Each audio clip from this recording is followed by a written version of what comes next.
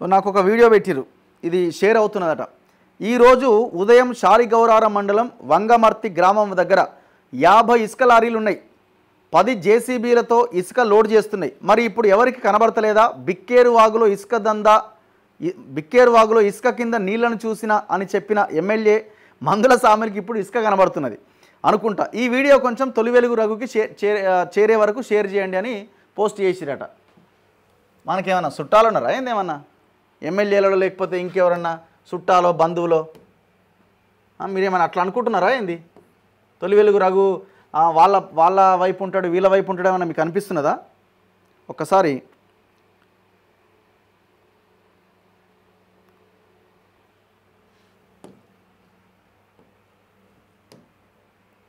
So ఫైటింగే ప్రజల issues వచ్చినప్పుడు ఫైటింగే, దాంట్లో ఏం తేడా ఉండదు. ఇట్లా ఇసుక లారీలు ఉన్నాయట.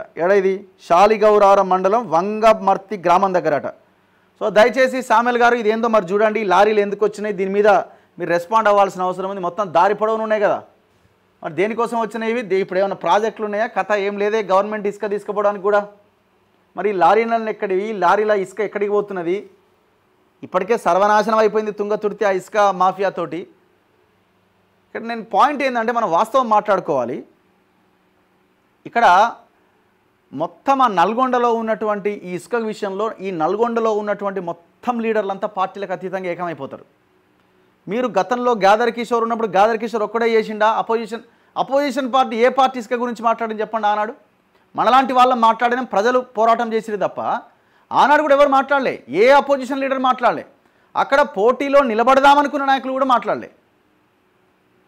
ఇక నల్గొండలో ఉన్న రెడ్డి నాయకులు అయితే అసలే మాట్లాడలే. నేను జనం గురించి మాట్లాడతలేను దయచేసి, ఎందుకంటే వాళ్ళకి ఎవరికి వెళ్ళాల్సిన వాటా వాళ్ళకి పోతుంది. ఇప్పుడు కూడా అదే జరుగుతుంది. మీరేం డౌట్ పడాల్సిన అక్కర్లే. ఇది తొలి వెలుగు రఘుకు చేరే వరకు షేర్ చేయాలని షేర్ చేయండి. వాస్తవాలు బయటికి తీసుకురాని ఇంకేమైనా ఉంటే మేము కూడా వెళ్ళే ప్రయత్నం చేస్తాం, తప్పేం లేదు. మేమేమి వాళ్ళకి ఫేవరు వీళ్ళకి ఫేవరు వాళ్ళకి వ్యతిరేకం, ఎవరు వ్యతిరేకం కాదు, ఎవరు ఫేవర్ కాదు. ప్రజలకి ఫేవర్గా ప్రజలకు అనుకూలంగా మేము వార్తలు వేస్తాం. మా వాయిస్ అట్లే ఉంటుంది, దాంట్లో ఏం సెకండ్ ఆప్షన్కి తావులేదు. ఎందుకంటే మాకేమీ రాజకీయ ఆలోచనలు మేమేదో సాధించాలనో లేకపోతే ఇంకేదో సంపాదించాలనో మాకు అలాంటి ఆలోచనలు లేవు. ఇది ప్రజల చేత పెట్టబడిన ఛానల్ అని నేను ముందు నుంచి చెప్పిన. నేను ప్రతిరోజు గుర్తు చేస్తుంటా. నేను గుర్తు చేయకుండా ఇక అయిపోయింది నా ఛానల్ ఎదిగిపోయింది అని అనుకునేటువంటి పరిస్థితిలో నేను లేను. ప్రజలు రూపాయి డబ్బులు ఇస్తే నిర్మించబడ్డ ఛానల్ ఇది ప్రజల కోసమే ఉంటుంది. చాలామంది మాట్లాడుతున్నారు, అరే మీరు కాంగ్రెస్కి ఇంకా గట్టిగా మాట్లాడట్లేదు ఏంది అని. మేము 100% ఏ ఛానల్ విమర్శించినంత రేంజ్లో కాంగ్రెస్ పార్టీ చేస్తున్న తప్పులను ఎత్తి చూపుతున్నాం.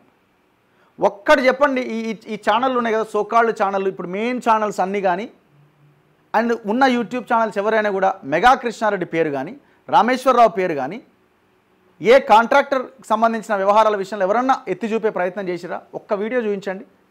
ఎవరో ఒకటి అరా తప్ప మిగతా వాళ్ళని చూపించండి.